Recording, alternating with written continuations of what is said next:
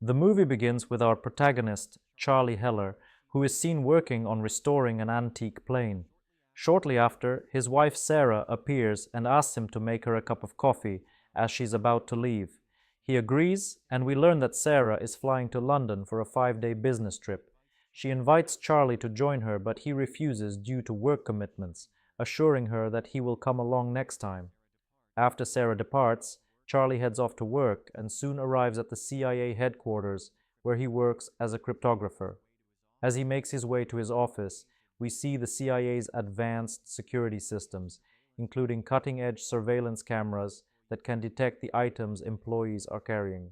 Once in his office, Charlie establishes contact with Inquilin, an anonymous source who has been providing valuable intelligence for the past 5 years. Charlie has no idea who this person is, but he suspects they're a middle-aged man living in Istanbul, which Inquilin quickly dismisses. Inquilin then sends over some classified material, but instructs Charlie to only open it when he is completely alone. While trying to decrypt the file, Charlie receives a call from Sarah, who tells him she has arrived in London. She tries to continue the conversation, but Charlie is focused on his work and ends the call. After some time, Charlie finally manages to decrypt the information sent by Inquilin. It turns out to be several classified files exposing that his boss, Alex Moore, has been disguising politically motivated drone strikes as terrorist bombings. Charlie is deeply disturbed by the revelation and confides in a colleague, admitting that he accessed files he wasn't supposed to and discovered something disturbing. However, his colleague warns him to stay quiet, cautioning that someone might be listening. Upon returning home, Charlie tries to call his wife, but she doesn't answer. The next morning, when he arrives at the office, he finds Moore snooping around his workspace, which immediately puts him on edge. Moore then informs him there's news and leads him to the office of CIA Director Samantha. Samantha makes a shocking revelation that a terrorist attack has occurred at a London hotel. To Charlie's horror, it turns out Sarah had been staying at that very hotel and was assassinated amidst the chaos. Upon hearing the news, Charlie is left stunned and refuses to accept that his wife is truly gone.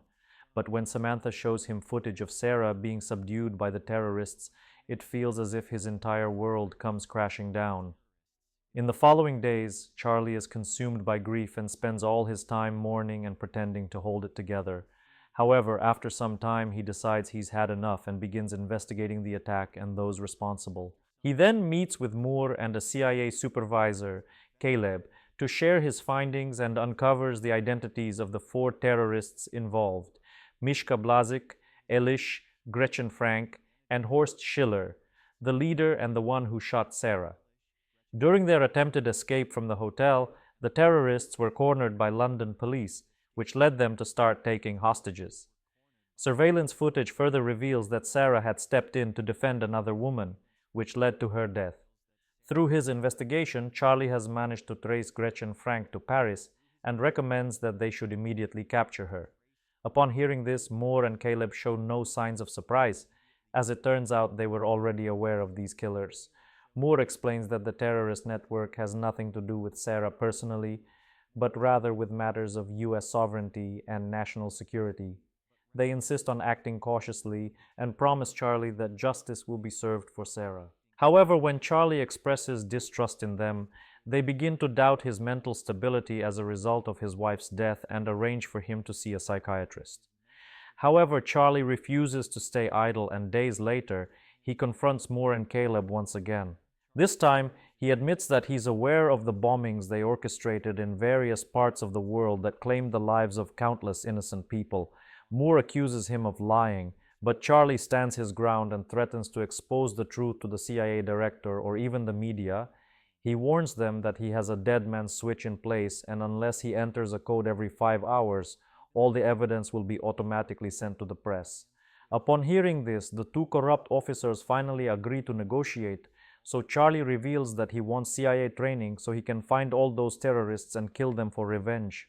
Moore believes it's a joke and comments that he can't even fight a 90-year-old woman, but Charlie is adamant in his condition and refuses to change his mind.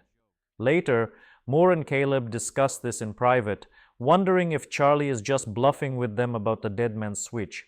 Regardless, they decide to give him the training he desires in the meantime and then kill him once they discover the classified files. Following this, Charlie is enrolled at the CIA training center, where Colonel Robert Henderson takes charge of instructing him. While Charlie immerses himself in the rigorous training, Moore and his agents turn his office upside down in a desperate search for the device. Their hunt extends to Charlie's home and a bar he used to frequent, but they find nothing. Meanwhile, Charlie struggles immensely with the training, where he's unable to aim the gun accurately and terrified to pull the trigger. One evening, Henderson tells Charlie that he is not a killer and never will be. He even hands him a gun to fire, but Charlie is paralyzed and unable to pull the trigger. Charlie claims that he will be able to shoot when the time comes, but Henderson doesn't think so. He informs Charlie that he won't be able to stand up to trained terrorists and encourages him to give up before it is too late. Elsewhere, the CIA team searches everywhere for Charlie's device, but finds none. However, Moore accidentally discovers a bug planted by Charlie in his office. This makes him realize Charlie has been listening to everything, and he was just bluffing about the dead man's switch.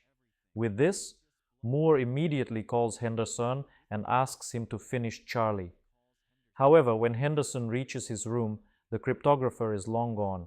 We then see Charlie aboard a flight, where he recalls the moment his wife surprised him with an old plane as a birthday gift.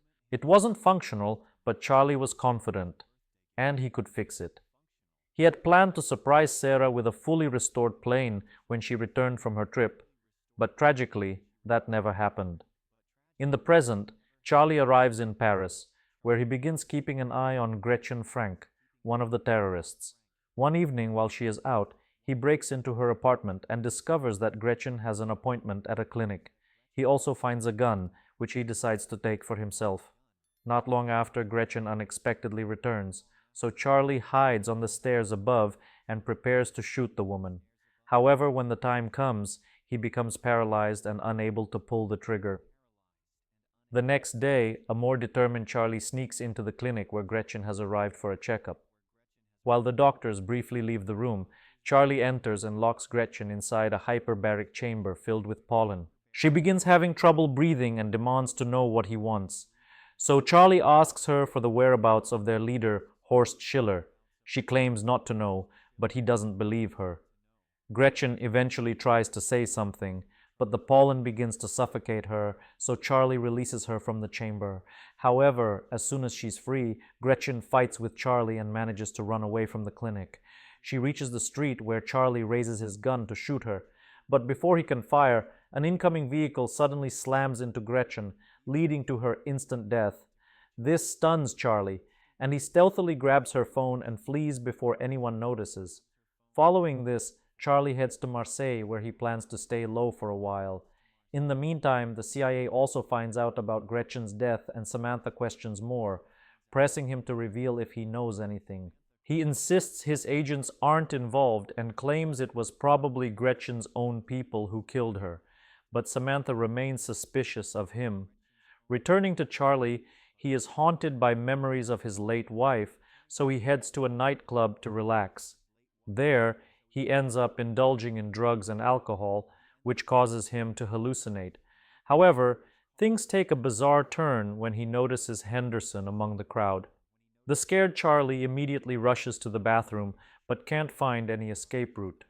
With no other option, he returns to the bar and sits down with Henderson. Surprisingly, Henderson seems calm and tells Charlie that he tracked him using Gretchen's phone, warning him he shouldn't make such careless mistakes. He then urges Charlie to leave everything behind and go home, insisting it's not too late. But Charlie refuses, saying he has no one left to return to. Just then he pulls out his phone to reveal a timer, and in a shocking turn of events, a bomb explodes in the bathroom. The blast causes chaos in the club, which Charlie takes advantage of to escape from Henderson. Following this, Charlie contacts his anonymous ally, Inkulin, and asks if the person is really in Istanbul, because he needs help. This time, Inkulin confirms and arranges for Charlie to travel to Turkey. He soon arrives at a restaurant arranged by Inkulin and sends a text to the mysterious contact. When Charlie notices a man in the distance checking his phone, he assumes it is his friend. He's about to approach the man, but a woman stops him and reveals that she is Inculin. Later, the woman introduces herself as Davies and reveals that her husband was a KGB officer and the original Inculin who passed away 6 years ago. It turns out he taught her everything he knew, including how to encrypt data, navigate deep systems, and most importantly, survive. After he died, Davies maintained communication with Charlie's department just in case she ever needed a favor someday. Next, Davies takes Charlie to her hidden hideout on the outskirts of the city, where she's been living in secrecy for the past 3 years. Charlie opens up about the terrorist attack and his wife's death, but to his surprise, Davies already knows everything and agrees to help. Charlie then explains Schiller's network, describing them as arms smugglers who supply mercenaries for Moore's covert operations. Elish handles weapon procurement, but he's recently become extremely paranoid. Davies suggests that she will try contacting him by posing as a potential buyer. Then there's Misha Blažić, the group's weakest link, who is constantly posting travel photos online and exposing his location. The two then stalk Blazic's girlfriend and learn that the couple is in Madrid, so Charlie decides to head there. Meanwhile, Samantha is becoming increasingly suspicious of Moore and requests that he stop conducting covert missions without her permission. She also believes he's hiding something and asks him to be honest about his activities, but Moore doesn't reveal anything. Later, Samantha meets with her assistant, who shows her footage revealing that Henderson is in Spain. She learns that it was Moore who sent him and decides to send one of her own agents as well. In the meantime, Charlie arrives at a hotel in Madrid where Blažić is staying and discovers that the criminal often swims alone at the rooftop pool late at night. Davies, who is monitoring everything remotely, advises him to take the shot from the balcony, but Charlie refuses since he isn't good at shooting. At the bar, he notices a man staring at him a little too intently and soon figures out he's a CIA agent sent by Samantha. Davies then spots Henderson in the same hotel and warns Charlie to abandon the mission for now, but our hero chooses to proceed anyway and confronts Blažić while he's swimming. Charlie then asks him about Schiller's whereabouts, but Blažić thinks it's some kind of joke and refuses to answer. Charlie then reveals who he is and tells him that he has rigged the pool with a device to decompress the glass, causing it to shatter if he turns it on. This frightens Blažić, who claims he has no idea about Schiller, who has disappeared recently. Frustrated, Charlie activates the device and the pool begins to crack apart, plunging Blažić to his death and causing mass panic among the guests below. Following this, Charlie begins to run away while Henderson and another agent are also in pursuit. Davies, who has hacked into hotel cameras, guides Charlie on which route to take to avoid them. At one point, Henderson clashes with the other agent and the two start fighting. The other agent is fatally shot while Henderson is also badly injured. Charlie notices everything and although tempted to help Henderson, he ends up fleeing from there to escape the capture. The next day, Caleb and his agents review the hotel footage and spot an earpiece in Charlie's ear, revealing he's been communicating with someone. They examine Charlie's encrypted chat and discover he's been in contact with someone named Inquilin. After further investigation, they find out that the man known as Inquilin is actually dead, leading them to conclude that his wife must now be operating in his place. Days later, while Charlie and Davies are lying together to comfort one another, they are startled by noises outside. They check the cameras and are shocked to see a group of agents approaching the door. The two immediately format the computers and begin escaping through the back door. When they reach the highway, they believe they have lost their pursuers, but a hail of bullets strikes their car. Charlie manages to get lucky and survive, but unfortunately, Davies is brutally shot. After finally escaping from the agents, Charlie arrives at a parking lot where he's devastated to discover that Davies has died. He gently bids her farewell and spends the next few days tormented by memories of Sarah and Davies' deaths. Then one day, he receives a message from Elish on Inquelin's phone, revealing that she had been posing as a buyer to obtain weapons. Following this, Charlie heads to Romania to meet him, and when Elish arrives at the designated spot, he finds a phone and a box waiting for him. The phone rings and Elish answers to learn that money for the weapons has been left inside the box. but when Elish opens it, he's shocked to find explosives instead. Charlie then appears and warns that if Elish moves or tries to close the box, the bomb will detonate. He introduces himself as the husband of the woman who was shot in London and promises to deactivate the bomb if Elish reveals Schiller's location. At first, Elish denies knowing anything, but under pressure, he eventually confesses that Schiller is operating from a ship in the Baltic Sea. He also hands over his phone, which holds the contact details of Schiller's men. After getting the information he wanted, Charlie takes the phone and turns to walk away without disabling the bomb as he had promised. A few tense seconds pass before the box finally detonates, killing Elish instantly in a fiery explosion. Following this, Charlie arrives at a port in the Russian region of Primorsk, where he begins investigating Schiller's ship and the smuggling operation. He secretly observes Schiller's men unloading contraband and clicks pictures of their boat. One morning, he returns to the port and asks a local Russian man if he has seen the smugglers from the day before, but the man becomes agitated and says something in Russian, which Charlie doesn't understand.